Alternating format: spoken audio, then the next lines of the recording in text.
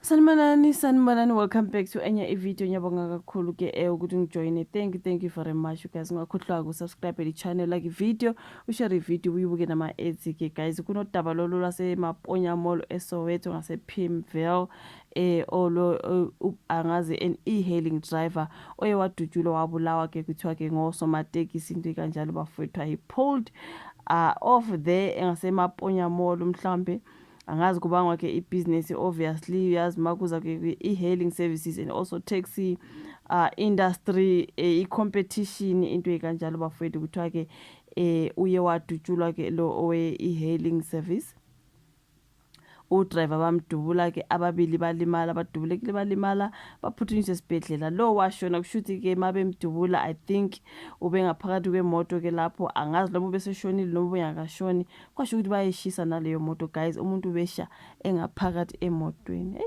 hayi isono esingaka ube like I can kuribona guys like into yenzeka lapha no bazalwane no like it can never like njani intakabawo sibangana ibusiness like honestly okay usumdubulile asazi useshonile noma akakashoni usuyamshisa umshisela phathe emotweni hayi guys ngeke ma angeke yabona ke le yona this is evilness beyond angazi it's just not okay for what guys usemsebenzini nawe usemsebenzini like why kumele manje sibulalane bafowethu kanti odakhi sesabanjani guys why kumele manje sibulalane for just malini nakhona you guys malini le nje umuntu azoyifela bafowethu the Uber driver ayifela umntana abantu nje azashiswe malini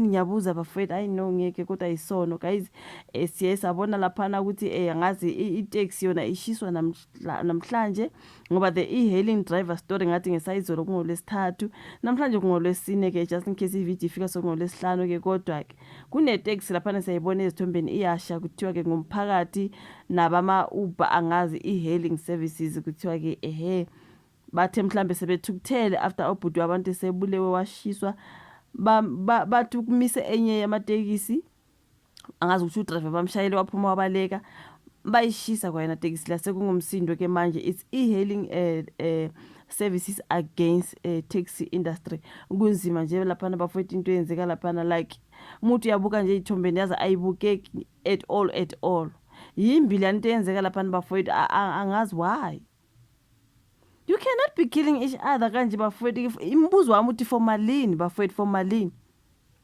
ubenze emalini ngalolo suku lolo bhuti wabantu le into azayifela kabuhlungu ibona umndeni wakhe inkosi yami bekhaya guys ngeke imali ndebe ibanga lapha ade mhlambe bezocollect umuntu noma bezodrop umuntu whatever the situation uzumbulale pho hayi ngeke noma sekushiyo bafowethu kodwa kunzima shini asibone lapha mabethi izakhamuzi zasePimville ezidinwe eziganonwabo ke seziziphendulele intukuthelo yazo ematekisini asebenza kulelo lokishi kulandela ukushiswa kwezimoto ezimbili ezikholelwa ke ezikhokhelwa ngebanga I think bamina ama Uber ngolesithathu kusihlwa sekushiswe itekisi eyodwa kuyo le ndawo Hayi guys udlame lana ke bebethi bona ke umndeni womshayeli wemoto ekhokhela ngebanga ehlambulula indawo lapho ke isihlobo sabo sibulawele khona ngolesithathu ebusuku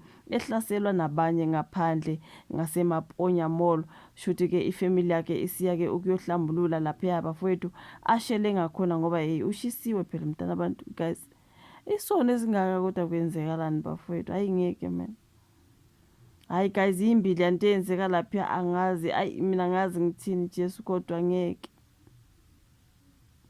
hayi ngeke bafowethu imani kancane yini leni yenzayo ubulawelana umntana abantu i-business nje just business engazi afa ephonko siyami okay manje sinemdubulile sengaze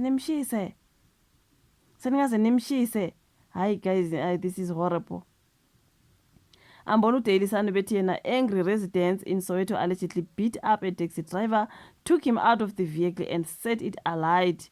Ithombe laphana ezika Daily Sun bathi ke the driver was shot and unalived and then torched. The e-hailing driver who was unalived at Maponya Mall on Wednesday night, the 13th of August, was a young man.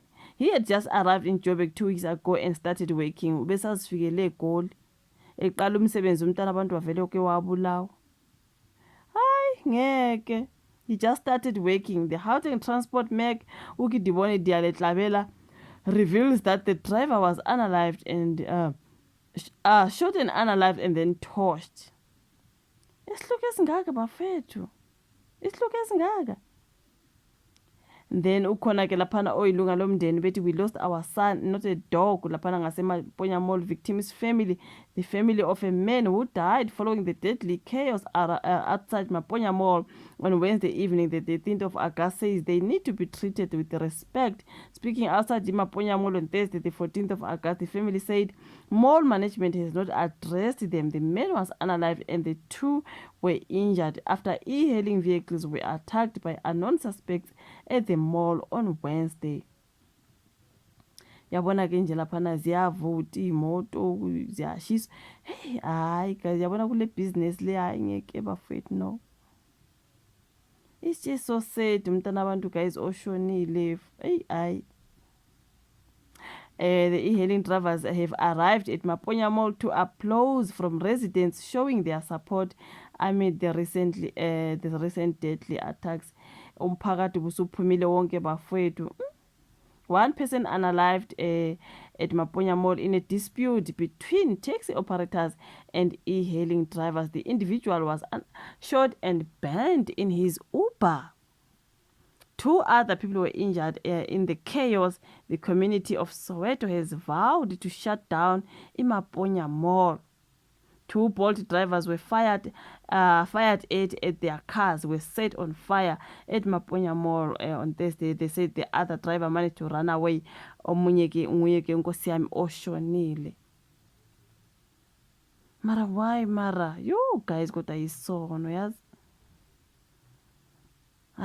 So the angry Pimville residents have turned their frustration towards the taxi after 2 e-hailing vehicles were torched. So because ke ngalokho kushona ke Uber driver umphakathi mhlamba ngazi nabe e-hailing service allegedly sebeyibashisa ke linye nama taxi siye sabona umnikazi wetekisi lapha you guys bem interview. I think that was Newsroom Africa ethi yena akazi ukuthi uhlangana phi ke naleyo nto njengoba nje sekushiswa itekisi lakhe. Uyabona ukuthi kuzovuka umsindo omningi. Umnikazi wetekisi manje udrive ubalekile kodwa bebethi hayi ukhona usafe yena kodwa ukwazi ukubaleka before umphakathi ungashisa itekisi. Umnikazi wetekisi ngiyothi manje mina ngihlangana phi ke nale yonke lento eyenzeka la ngoba manje njengoba umphakathi usushisa imoto yami nje mina bengihlangana phi nalaba ababulewe ntontoni. Yayi uyabona ukuthi kuzovuka enye into lapha ba into eyenzeka lapha kodwa abantu abamnyama yini ngathi kodwa mara why mara yo hayi guys kunzima. Yesabeka yonke lento eyenzeke lapha ngiyabona ubhuti abantu imoto isisho ubona nje unyawo lomuntu udriver uhlele on the driver seat. Imoto iyasha ushuthi bese shonile nje umntakana abantu wabuye washa. Hayi ngeke kodwa guys no. Asimeni kancane ngodlame guys no this doesn't pay at all. Yabona leli gazi elingakelichithekayo bafethu. Hayi for how much?